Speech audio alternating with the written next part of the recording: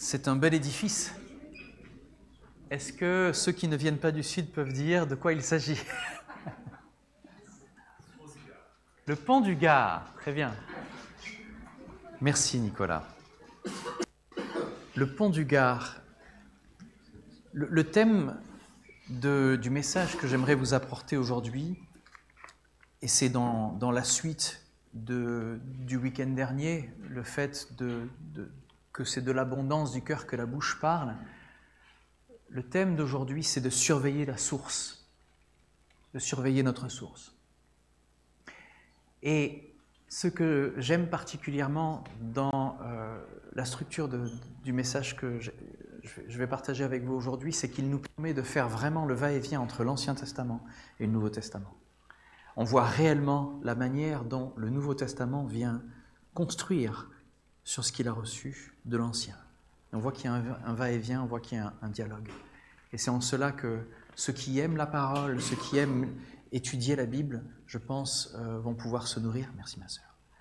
Et ce que je vous invite à faire dans cette heure, c'est simplement de recevoir. Certains vont prendre des notes. Si jamais vous voulez aussi les notes de ce message, je vous les enverrai. Mais il y a réellement un travail de protection que nous allons faire, un travail de compréhension de ce que le Seigneur nous dit dans sa parole pour que nous puissions l'appliquer dans la vie de tous les jours. Surveiller la source de notre cœur. Alors ce que vous voyez ici, c'est qu'une partie, une petite partie de 50 km de chemin. Et sur ces 50 km, comme vous voyez, ça part d'Uzès. Qui connaît les bonbons Haribo?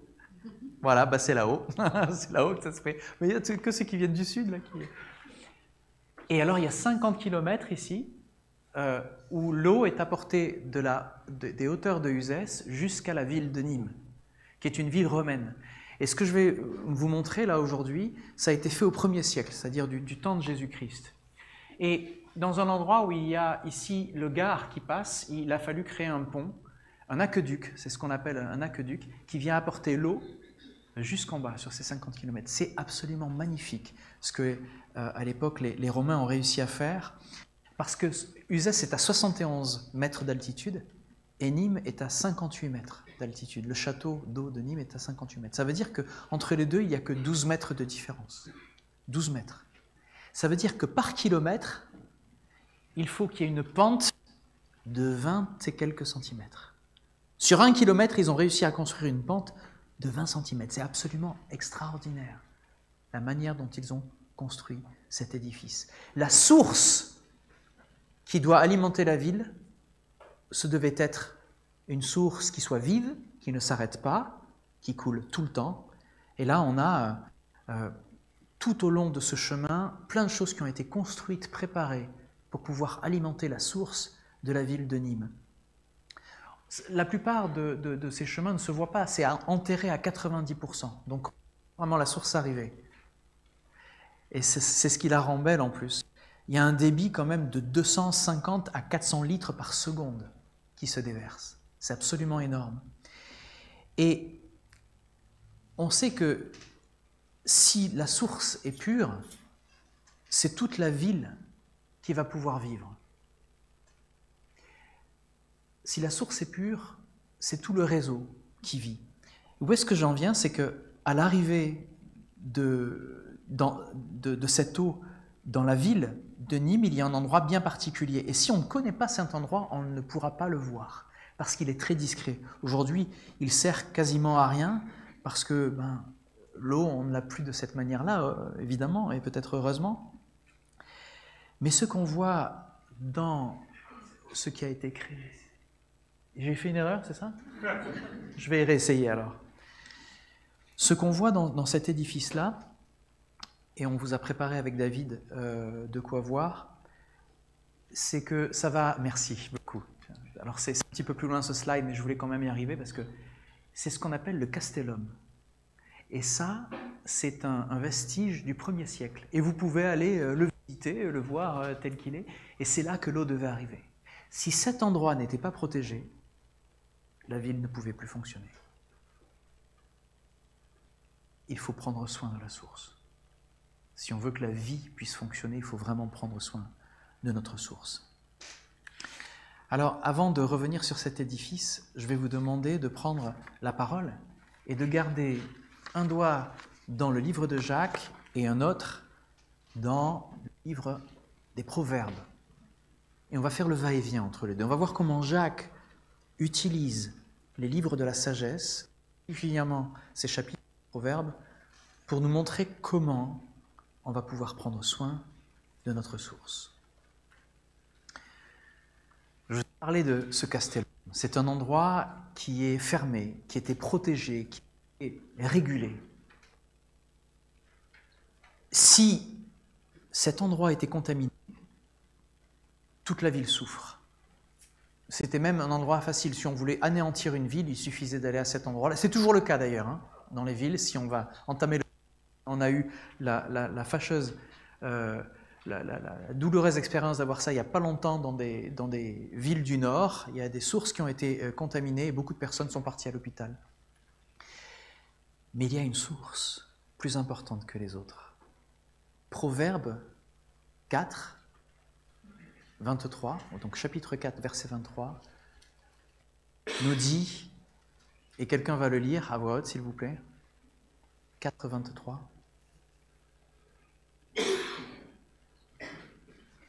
Proverbe chapitre 4, verset 23, de votre plus belle voix s'il vous plaît. Par-dessus tout, veille sur ton cœur, c'est de lui que jaillit la vie. Amen.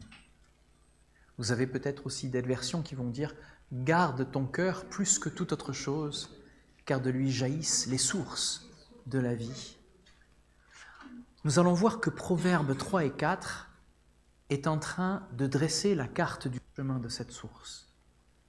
Et Jacques va nous apprendre comment marcher dans ce chemin.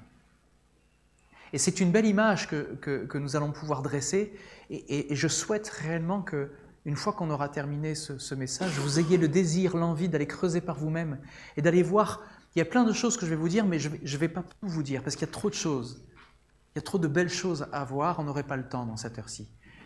Mais vous allez voir à combien Jacques a été inspiré, est venu prendre la source de ce qu'il dit à ses auditeurs dans l'Ancien Testament et particulièrement dans ce livre de la sagesse qui est le livre des Proverbes. Je vous laisserai faire ça à la maison une fois que vous serez rentrés. Mais on va démarrer. À chaque étape, je vais vous montrer un petit exemple avec le castellum pour illustrer comment protéger notre cœur. La première chose que nous allons voir, ce sera la chambre close. Vous voyez, c'est une maquette qu'on retrouve dans un musée, justement, qui est dans le sud. Et cette maquette montre que ce que vous avez vu, qui est à ciel ouvert, qui est rempli d'herbe maintenant, puisque bon, c'est plus utilisé. C'est d'ailleurs un particulier dans les années 1843 qui avait ça quelque part dans sa cave et il ne savait même pas quoi en faire. Il s'est dit, mais c'est quelque chose d'important. Et puis, c'est à partir de ce moment-là qu'ils ont déterré, qu'ils ont ouvert, etc. Mais à l'époque, ce n'était pas dans une cave, c'était dans un petit château, castellum. Et c'était extrêmement protégé. Il y a 10 sorties qui vont alimenter toute la ville. Et tout autour, il y avait des grilles, il y avait des filtres, il y avait des gardes, il y avait toute une protection qui empêchait que cet endroit soit contaminé. Proverbe nous dit « Confie-toi en l'Éternel de tout ton cœur et ne t'appuie pas sur ta propre intelligence. Tiens compte de lui pour tout ce que tu entreprends et il te conduira dans les chemins. » Une autre traduction va nous dire « Confie-toi en l'Éternel de tout ton cœur, ne t'appuie pas sur ton intelligence, reconnais-le dans toutes tes voies et il aplanira tes sentiers. » Amen. Et c'est là que Jacques vient répondre. Dans Jacques, au chapitre 1, il y est écrit « Si l'un d'entre vous manque de sagesse, qu'il la demande à Dieu, qu'il la lui donnera, car il donne à tous généreusement et sans faire de reproche. » Il faut cependant qu'il la demande avec foi, sans douter. C'est une question de confiance. Franklin l'a rappelé tout à l'heure, c'est la confiance que nous mettons dans l'Éternel qui va faire toute la différence de notre marche. Et c'est comme cela, en mettant toute notre confiance, que nous pouvons nous reposer sur lui sans avoir de doute. Car celui qui doute ressemble aux vagues de la mer agitée et soulevée par le vent. Et Jacques nous dit, d'un ton assez dur, qu'un tel homme ne s'imagine pas obtenir quoi que ce soit du Seigneur. Son cœur est partagé, il est inconstant dans toutes ses entreprises. Son cœur est partagé.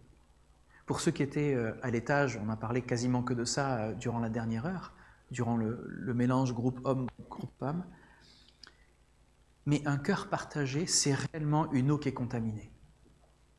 C'est une source qui est contaminée.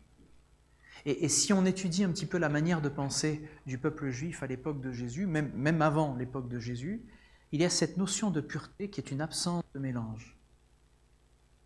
J'utilise souvent l'exemple d'un pull tressé, qui a été fait avec de la laine. Et on ne pouvait pas imaginer à l'époque qu'un pull puisse être fait avec de la laine et un autre tissu. Un mélange de tissus, c'était détestable, c'était inimaginable pour quelqu'un qui vit à cette époque.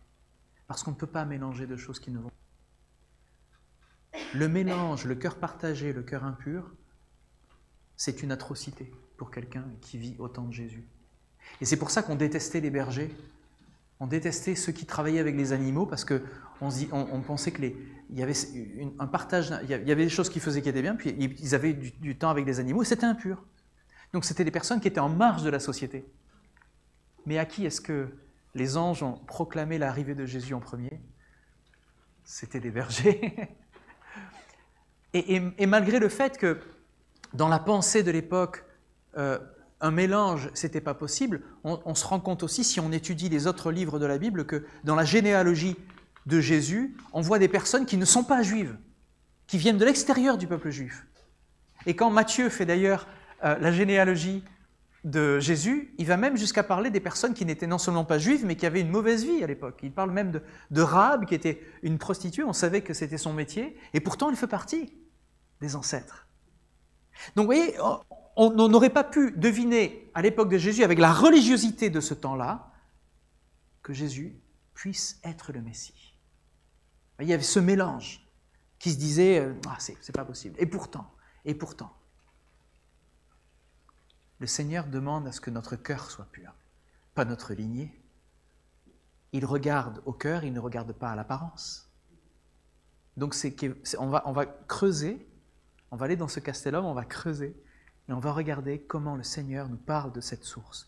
Donc la première chose, c'est la confiance entière, cette chambre close. Le bassin n'était pas à ciel ouvert, on vient de le voir. Ce bassin était à part.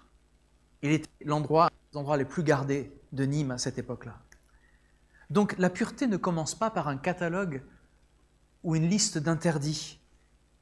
Ça commence par une confiance qui n'est pas partagée, un cœur qui n'est pas partagé.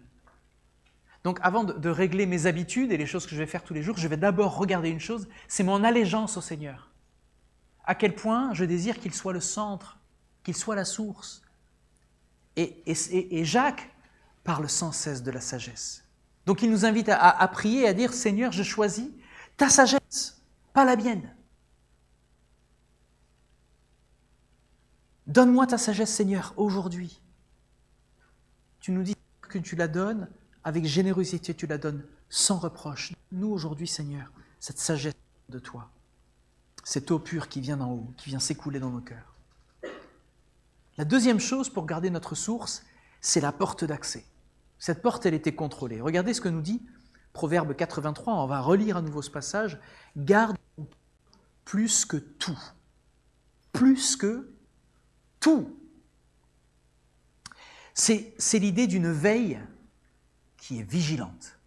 Vous imaginez un gardien devant cet endroit-là, une sentinelle. Et Jacques nous dit « recevez », c'est en Jacques, au chapitre 1, verset 21, il nous dit « recevez avec douceur la parole implantée » pour la recevoir avec humilité. Cette parole qui a été implantée dans votre cœur, car elle a le pouvoir de vous sauver.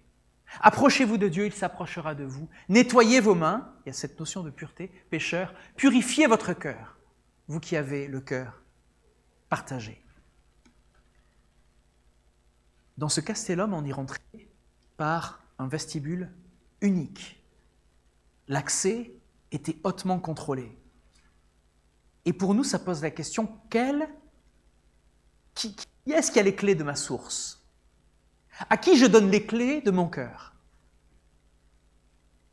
Je ne vais pas laisser n'importe quel contenu, n'importe quelle parole, n'importe quel rythme pénétrer mon cœur. Je désire donner un accès prioritaire à la parole. C'est elle qui doit être plantée là. C'est elle la priorité. C'est peut-être un temps court, le temps que vous passez à lire la Bible. Je ne connais pas l'habitude de tout le monde, je ne connais pas le rythme de vie de tout le monde. Peut-être que ce temps est court, mais il se doit d'être quotidien. Parce que si vous ne plantez pas, la nature a horreur du vide. Et donc c'est autre chose qui va se planter ce jour-là. C'est comme ça, notre nature est telle qu'on va laisser se planter des choses dans notre cœur malgré nous. Donc un verset planté dans la mémoire va porter du fruit dans la journée, dans la semaine, dans les semaines qui suivent. C'est une responsabilité, vous voyez, qu'on a. Et je vous en ai parlé suffisamment le week-end dernier, mais il y a tellement de choses qui viennent nous assaillir. On se doit, plus qu'avant même, de protéger les clés, l'accès à la source de notre cœur. Troisième point, c'est la grille à l'arrivée, justement. On va veiller aux entrées. Et Proverbe 4, verset 25, Jacques y répond en 3. Proverbe 4, verset 5 dit « Regarde bien en face de toi et que ton regard se porte droit devant toi. » Il y a la notion dans ce proverbe, dans la sagesse, d'unicité, d'un cœur qui ne soit pas partagé, d'une voix qui soit droite, que tes yeux regardent en face. Et Jacques va dévoiler toute une mécanique qui vient contre ça. Quand est-ce que ta voix n'est pas droite? Si votre cœur est plein d'amère jalousie, si vous êtes animé d'un esprit querelleur, il n'y a pas vraiment lieu de vous vanter. Ce serait faire entorse à la vérité. Une telle sagesse ne vient certainement pas du ciel, elle est de ce monde, de l'homme livré à lui-même, l'homme sans Dieu. Il va jusqu'à dire qu'elle est démoniaque, cette sagesse. Voyez? Il ne mâche pas ses mots et il a raison. Car là où règne la jalousie et l'esprit de rivalité, là aussi habite le désordre et toutes sortes de pratiques indignes. Ici, on voit qu'il y a une mécanique, jalousie amère, ambition personnelle, convoitise, et tout ça, ça va combattre en nous. Quand on est frustré, quand on n'est pas content, c'est qu'il y a des choses dans notre esprit qui habitent notre esprit et qui l'animent. Elles traversent nos défenses. Elles rentrent dans ce vestibule. Ce que je vais contempler va façonner ce que je désire. Si je contemple la parole et si je contemple le Seigneur, je vais désirer plus de lui. Si je contemple... j'ai une image qui me vient à l'esprit, je vais vous faire rire peut-être. J'allais visiter des amis ce matin pour récupérer ma fille, et le chien ne pouvait pas être avec nous, et le chien adore être en compagnie. Le chien était de l'autre côté, il était dans le jardin, il était devant la baie vitrée, et Geoffrey était là, et le chien nous regarde et il lèche la vitre. Il nous regarde comme ça, il lèche la vitre. Je dis, ça ferait bizarre si nous on faisait pareil quand même, Geoffrey, il s'est mis à rigoler. Sa convoitise, on la voyait, il voulait absolument être avec nous. Et je me suis dit, tiens, ça me fait penser au lèche-vitrine. C'est quand tu convoites quelque chose qui est derrière la vitre, tu ne peux pas passer de l'autre côté, mais tu es là, et tu lâches la vitre. Hein. La convoitise, le désir. On remarque que c'est en fait le mécanisme qu'il y avait dans le jardin d'Éden, quand on voit Adam et Ève qui se sont fait séduire en écoutant l'ennemi qui leur dit « Ah, mais Dieu, est-ce qu'il t'a vraiment dit que tu ne pouvais pas goûter de tous les fruits du jardin ? Parce que celui-là est vachement beau quand même. Hein. » Et puis Ève, vu que le fruit était beau, qu'il était beau d'aspect et qu'il serait certainement très bon, et puis ils l'ont partagé. Et c'était déjà trop tard. C'était le fruit de la connaissance du bien et du mal, c'était le fruit de l'indépendance, le résultat de l'indépendance de Dieu. Ils étaient indépendants de Dieu, ils s'étaient séparés volontairement de Dieu. Il faut protéger, les amis, ce que nous contemplons, ce que nous désirons vraiment. Vous savez, à l'embouchure de l'aqueduc, juste derrière le Castellum, il y avait une grille, parce qu'il faut que l'eau passe quand même. Mais il y avait une grille vraiment solide pour empêcher toute intrusion.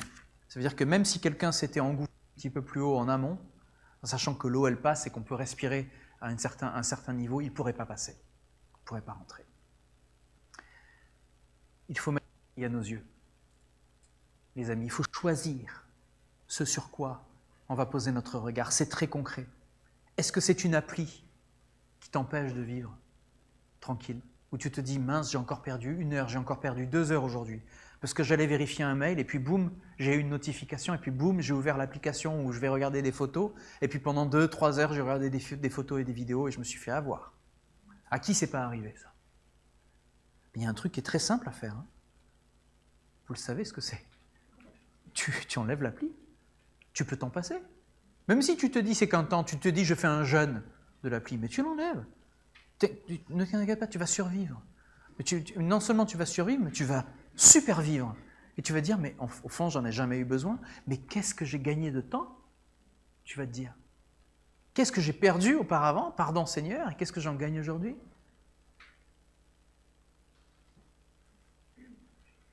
Très souvent d'ailleurs, c'est là qu'on convoite, c'est là qu'on compare. Quand on regarde avec nos yeux ce qu'il y a. Et c'est là qu'on souvent on est triste, on dit « Ah bah tiens, j'ai vu ça et puis c'est pas pareil chez moi. Ah, j'ai vu cette femme qui parlait de son mari, puis moi chez moi il n'est pas pareil. Ah, j'ai vu... Et c'est là la convoitise. Et Jacques l'explique en fait. Mais vous comprenez que Jacques parle à des personnes qui n'avaient pas WhatsApp, qui n'avaient pas Instagram, qui n'avaient pas Facebook, qui n'avaient pas tous ces trucs. Et pourtant le problème est le même. Donc le problème, il n'est pas, on en parlait tout à l'heure, le problème, ce n'est pas Internet, ce n'est pas les outils, c'est le cœur. Vous comprenez? On ne va pas démoniser un outil plus que l'autre, puisqu'on l'a dit aussi tout à l'heure, on est venu équilibrer le propos en disant il y a le pire de l'humanité sur Internet, mais il y a aussi le meilleur. Il y a les deux. Pourquoi? Parce que on y est dessus, c'est nous qui l'avons fait. Donc on voit le cœur de l'homme dessus. Donc des fois, cette pureté, ça peut être juste un clic supprimé. Ça peut être des fois aussi simple que ça au départ. 4e point, maîtriser les vannes de sortie. C'est maîtriser la langue. J'en ai parlé suffisamment longtemps la semaine dernière, puisque c'était le sujet. C'est hors de la bouche que sort l'abondance du cœur, mais ça vaut le coup quand même de rejeter un coup d'œil à nouveau. Vous voyez les trous de sortie, hein, avec des bondes, les trous de sortie qui vont dans la ville, qui vont irriguer toute la ville.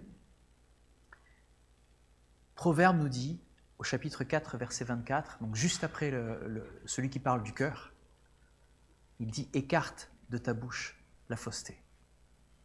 Mais le cœur est lié à la bouche, direct. « Écarte de ta bouche la fausseté ». Garde-toi de prononcer des propos tordus, rejette les discours pervers. Ça vous rappelle Jacques, hein, quand il dit « N'ayez pas de propos grossiers ou stupides ou inconvenants ». J'ai regardé dans le grec, et il y a marqué indécence et obscénité. C'est les mots qu'on utilisait pour l'indécence et l'obscénité. Donc c'est des propos graveleux en fait. Hein. Et Jacques est en train de dire, il vient répéter ce qu'il dit. Hein. Vous savez tout cela, mes chers frères et sœurs, mais que chacun de vous soit toujours prêt à écouter, qu'il ne se hâte pas de parler ni de se mettre en colère. C'est pas par la colère d'un homme qu'un homme accomplit ce qui est juste aux yeux de Dieu. Et là, il va parler du problème. Débarrassez-vous donc de tout ce qui souille. Qui est-ce qui aimerait avoir une eau souillée? Personne. Débarrassez-vous donc de tout ce qui souille et de tout ce qui reste en vous de méchanceté pour recevoir avec humilité la parole qui a été plantée dans votre cœur, car elle a le pouvoir de vous sauver. Seulement, ne vous contentez pas de l'écouter. Traduisez-la en actes, sans quoi vous vous tromperiez vous-même. En effet, si quelqu'un se contente d'écouter la parole, sans y conformer ses actes, il ressemble à un homme qui, s'observant dans un miroir, découvre son vrai visage. Et après s'être ainsi observé, il s'en va et oublie ce qu'il est. Voici au contraire un homme qui scrute la loi parfaite, qui donne la liberté, il lui demeure fidèlement attaché. Au lieu de l'oublier après l'avoir entendu, il y conforme ses actes, et cet homme sera heureux dans tout ce qu'il fait. Mais si quelqu'un croit être religieux alors qu'il ne sait pas tenir sa langue, il s'illusionne lui-même et sa religion ne vaut rien.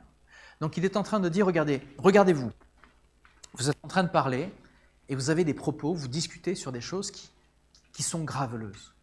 Et on voit à travers votre bouche que la source est mauvaise. Ben, ça ne va pas fonctionner, tout simplement. Il leur dit, vous le voyez, c'est le thermomètre, quelque part, c'est ce qui donne la température, c'est ce qui sort de ta bouche. On en a parlé la semaine dernière, mais c'est bien de faire des rappels. Et là, il est en train de dire qu'on commet des fautes de bien des manières. Et celui qui ne connaît jamais de faute dans ses paroles est un homme parvenu à l'état d'adulte. Il y a cette notion de maturité, capable de maîtriser aussi son tout entier. Donc si tu arrives à contrôler ce qui sort de ta bouche, tu arrives au fruit de l'esprit qui est la maîtrise de soi. Et c'est le fruit de l'esprit. C'est la preuve que Dieu vit en toi. Vous voyez ?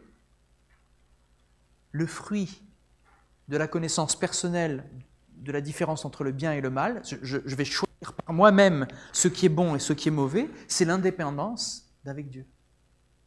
C'est un choix. C'est-à-dire, je vais choisir par moi-même ce qui est bon et ce qui est mauvais. Et ça, c'est ce que la Bible appelle un manque de sagesse. Si tu crois être sage à tes propres yeux, tu te trompes. Après tes propres yeux, tu te trompes. Vous voyez comment Proverbe et Jacques viennent travailler ensemble pour dire dans le concret, là, maintenant, regardez ce que vous dites, vous allez en tirer des conclusions. Alors ça, on l'a lu la semaine dernière. Pensez encore aux bateaux, même s'il s'agit de grands navires, ils sont poussés par des vents violents, il suffit d'un tout petit gouvernail pour les diriger au gré du pilote. Il en va de même pour la langue, c'est un petit organe, mais elle se vante de grandes choses. Ne suffit-il pas d'un petit feu pour incendier une vaste forêt ? La langue aussi est un feu. C'est tout un monde de mal. Elle est là parmi les autres organes de notre cœur, elle contamine notre être entier, allumé au feu de l'enfer, elle enflamme toute notre existence.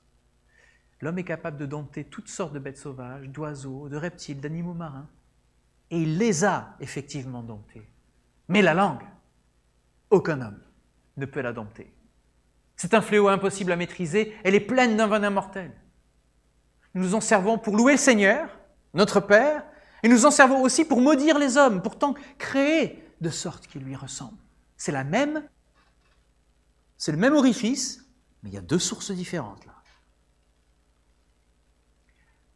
De la même bouche sortent bénédiction et malédiction. Mes frères et sœurs, il ne faut pas qu'il en soit ainsi.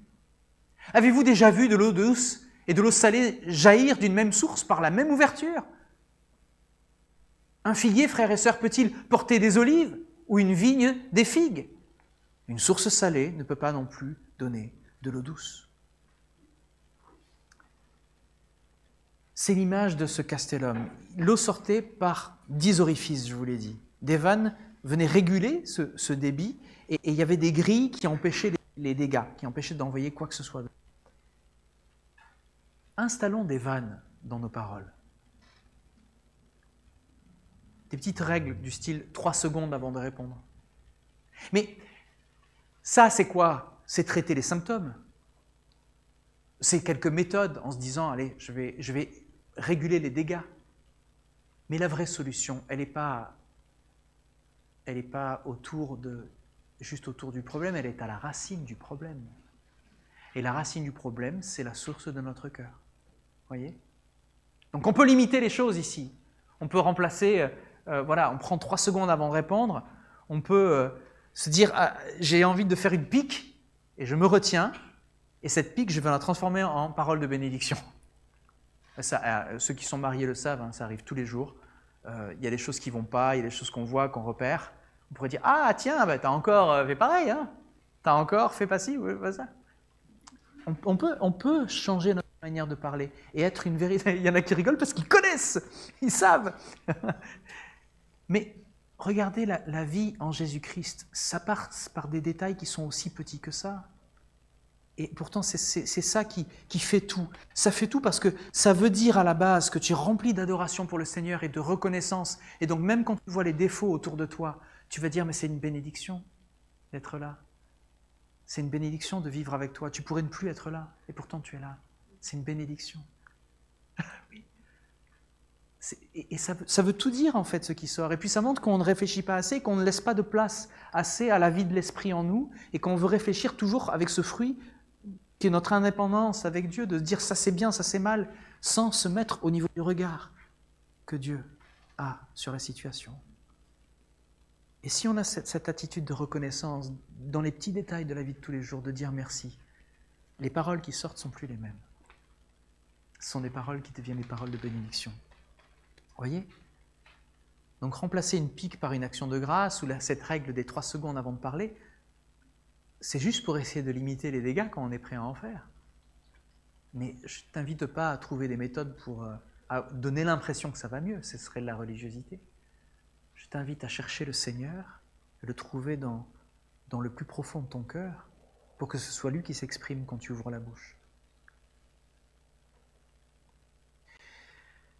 On se doit de se protéger les uns les autres aussi. Quand vous voyez un frère, une sœur, ou un proche, ou quelqu'un qui vit avec vous, quand vous le voyez s'enflammer, vous pouvez lui dire « Attention, tu es en train de t'enflammer ». Vous pouvez même demander cette redevabilité. Si tu vois que je m'énerve ou que je repars dans les mêmes travers, fais-moi signe, dis-moi-le, que je m'en aperçoive, que je le vois. On se doit de se garder les uns les autres. Nous sommes les gardiens de nos frères et sœurs. Et au fond, à la fin, c'est vrai que Jacques, il connaît la musique, hein. Il le dit au chapitre 1, verset 26, il dit la vraie piété, c'est de mettre un frein à sa langue. C'est-à-dire qu'on n'est pas faillible. On veut être saint, on désire être de plus en plus comme Dieu, mais il y a des moments où on est prêt à faillir. Donc, garde qu'il y a une vanne, il y a un frein à mettre. Mais ça dénote quelque chose de plus profond. C'est là où je veux en venir. Le 5e point, c'est le fait de marcher droit dans des conduits qui sont bien couverts, qui sont bien protégés. Proverbe, ici, en parle, et Jacques y répond à nouveau. Proverbe dit « Trace un sentier droit pour tes pieds. Ne t'en détourne ni à droite ni à gauche », on l'a lu.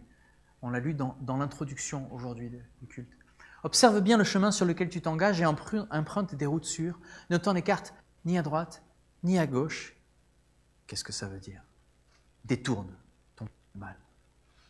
« Moi, par la foi tes œuvres, dit Jacques. » Regardez, quand il dit « traduisez-la en actes cette fois, sinon vous allez vous tromper vous-même. » On l'a déjà lu, donc je ne vais pas le relire.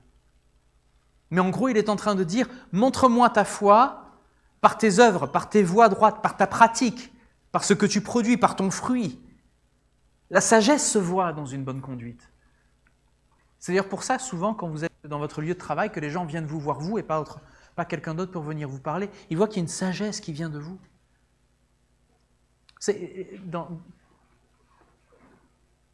Dans Jacques, il est en train de dire que la preuve de ce qui vit en nous se voit dans nos actes, par la bonne conduite. Des actes empreints d'humilité qui caractérisent la véritable sagesse. Qu'est-ce que la véritable sagesse ? Ce sont des actes qui sont empreints d'humilité.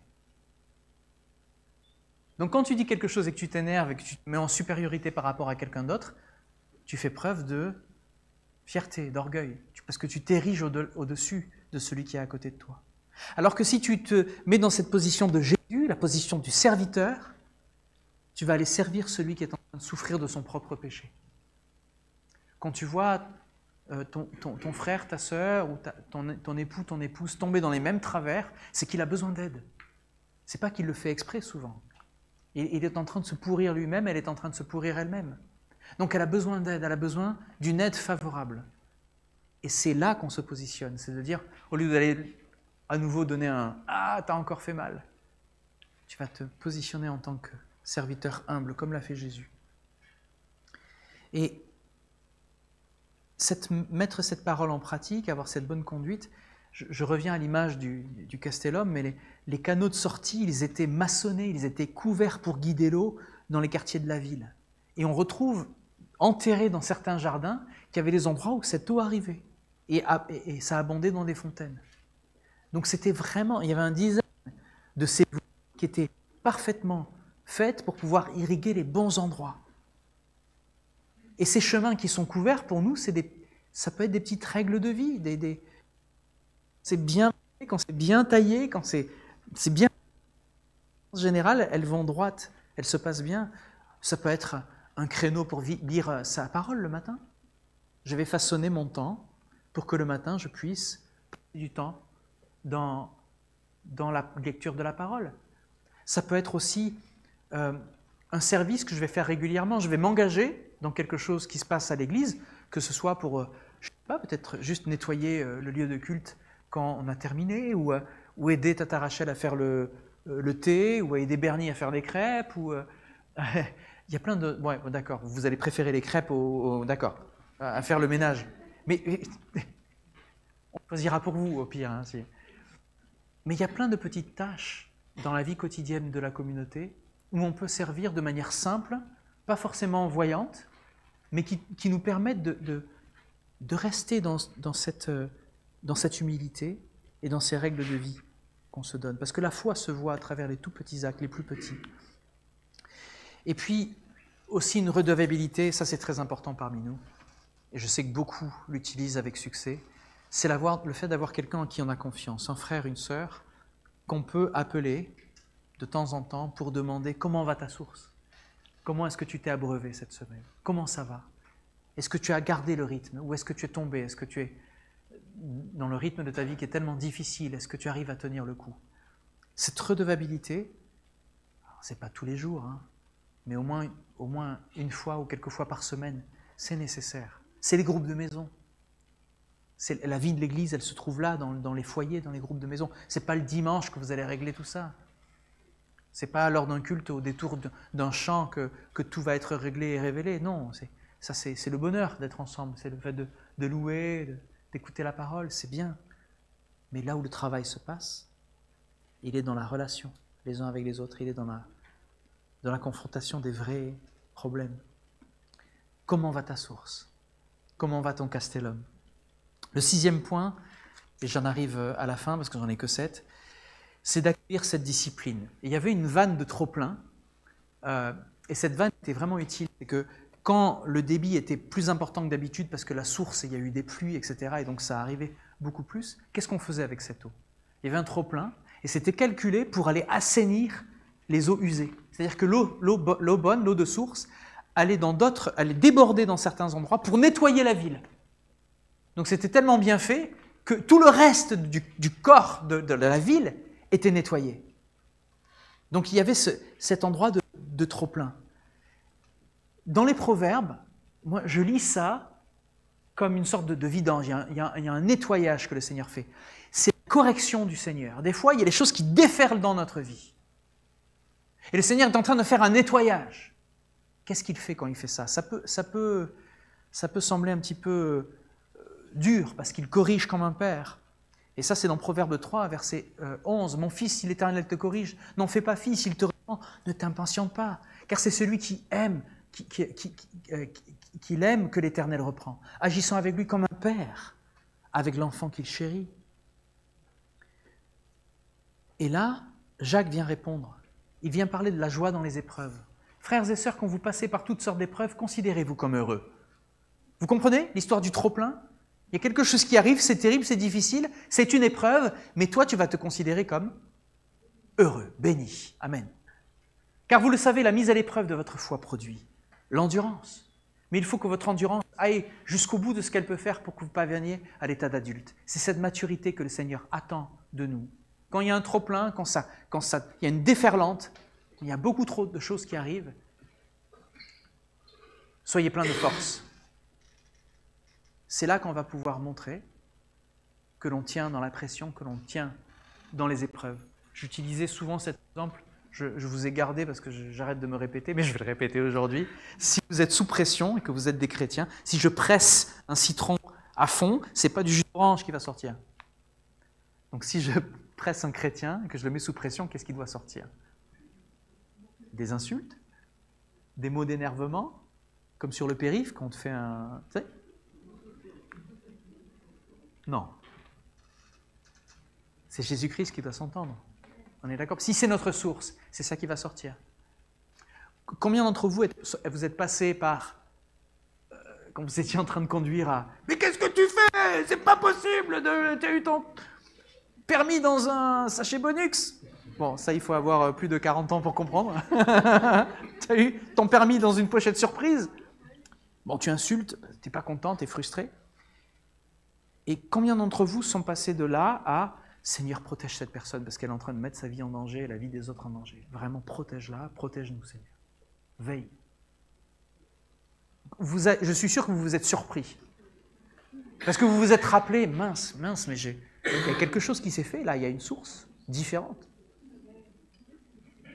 Vous voyez, la preuve que le Seigneur vit en vous, c'est ça en fait. C'est ce changement de paradigme, ce changement de votre manière de voir votre entourage, de voir les gens qui sont autour de vous, de voir les situations. Donc accueillir la discipline du Seigneur. Quand il y a un trop-plein, quand Dieu ouvre les vannes, ce n'est pas une fuite, c'est une purge qu'il est en train de faire. Il enlève les choses, il enlève les sédiments. Au lieu de lutter contre ça, on va coopérer. On va regarder l'épreuve et on va dire « Ok, Seigneur, purifie-moi par cette épreuve. Accomplis ton œuvre, accomplis-la jusqu'au bout. » Et mon 7e point, parce que le temps file, c'est de choisir cette eau qui vient d'en haut, cette eau qui vient d'Uzès. Non, pardon, c'est pas ça.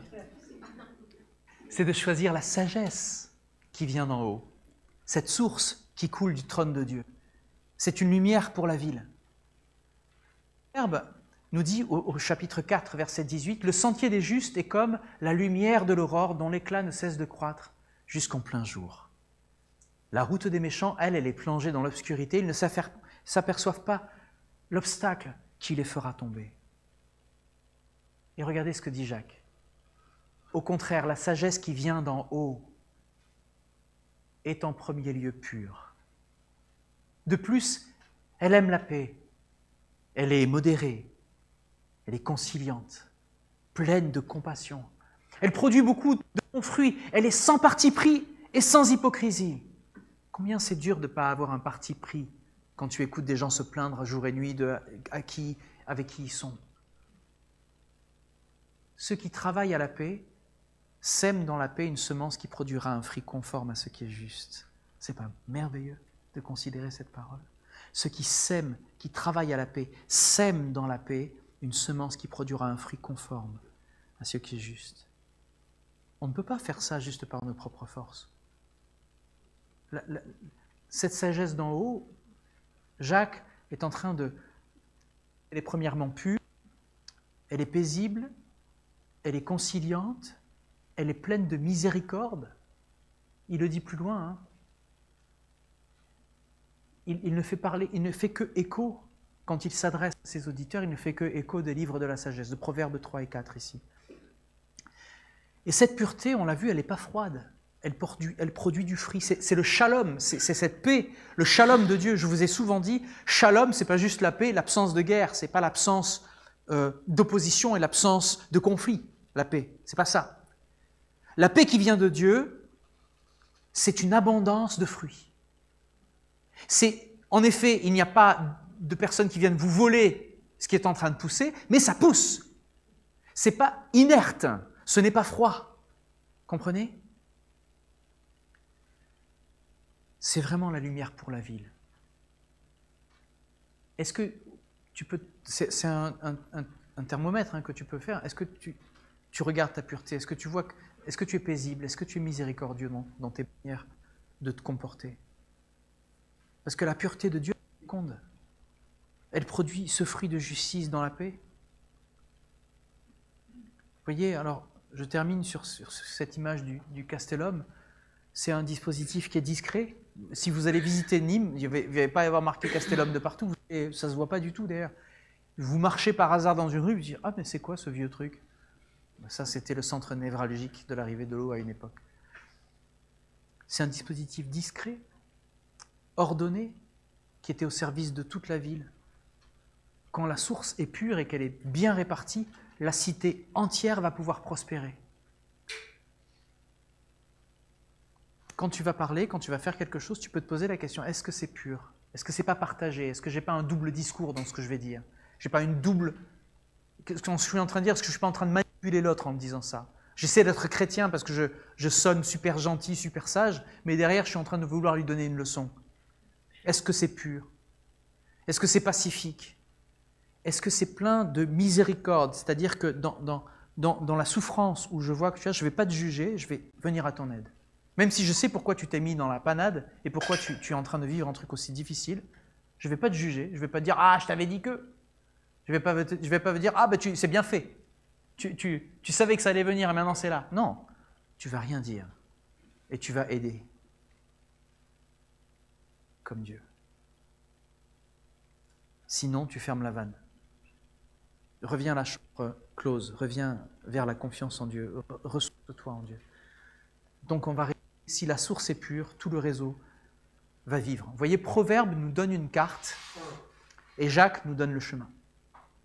Il nous explique comment ça fonctionne. On va prier et je vous propose vraiment cette semaine d'avoir des actions concrètes par rapport à tout ce qu'on a dit. Il y a 3 portes à garder. Il y a une confiance en la première chose. On va prier que le Seigneur unifie nos cœurs. Une confiance entière envers le Seigneur. Il y a des clôtures concrètes aussi cette semaine, une grille à nos yeux, un retrait, une vanne à la langue qui conduit à avoir une voie droite, à avoir des chemins qui soient protégés pour nos pieds, un pas stable. Et on va demander au Seigneur qu'il nous permette de nous approcher de lui avec des cœurs purifiés, parce que c'est lui qui a plani nos sentiers, il nous l'a promis, donc on peut prier avec assurance. Seigneur, tu désires changer nos cœurs. Tu désires nous donner, Seigneur, réellement un cœur qui sera un cœur d'adorateur. Tu nous dis dans Romains, dans Ésaïe, dans Proverbes, que les pieds, c'est eux qui vont souvent répandre le sang. C'est eux qui courent au mal. Mais tu dis que les pieds de celui qui annonce la bonne nouvelle, ce sont des beaux pieds. Tu es en train de nous montrer, Seigneur, que ces sentiers sur lesquels tu nous appelles sont tellement importants, que la direction, les choix que l'on va faire cette semaine sont tellement importants. Donne-nous la sagesse, cette sagesse sans reproche, à nous qui te la demandons, Seigneur. Vraiment, on veut confier nos cœurs entièrement dans tes mains, pas à moitié, on ne veut pas avoir ce cœur partagé dont nous parle Jacques.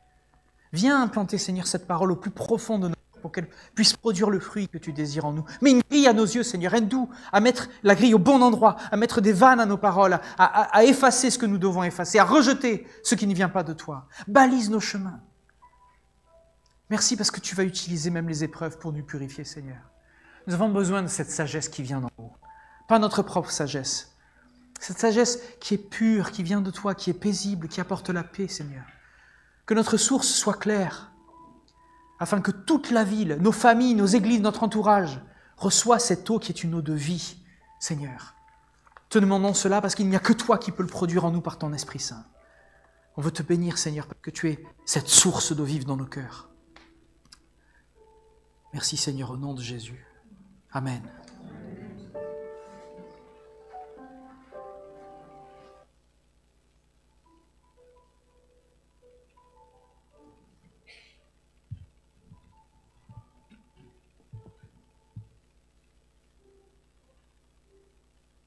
Si je cachais quoi que ce soit, tu le verrais, tu le saurais, rien ne t'est caché. Si mes lèvres honoraient ton nom, mais que mon cœur était éloigné, tu n'y prendrais pas plaisir. Ce que tu cherches